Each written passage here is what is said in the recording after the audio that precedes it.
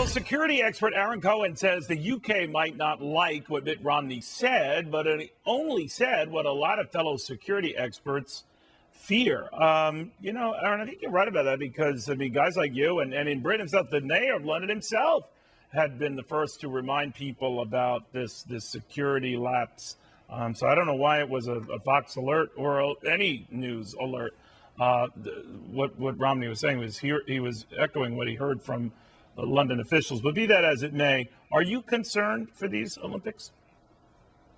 I am concerned for the Olympics, and the reason, what we saw with Governor Romney or what he said, the truth is that people in my business are going to agree with him, and that's a fact. And I am concerned, and experts are concerned because, Neil, there was a colossal failure with the security leading up to the Olympics, and that involved the failure to produce the physical screener. This company, G4S, ended up falling short, thousands of guards.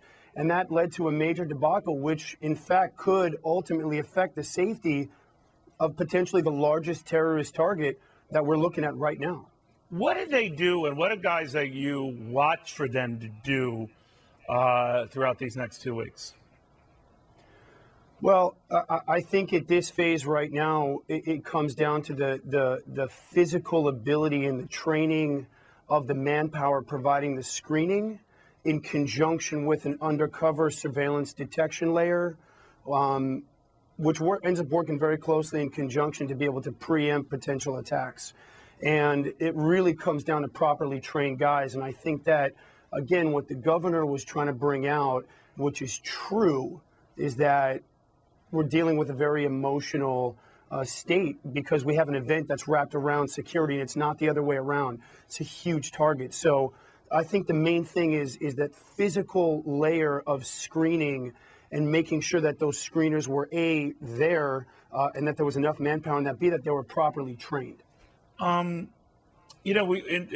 last memorable event, a horrible event in Munich in 1972, where the Israeli squad was targeted and killed by the PLO.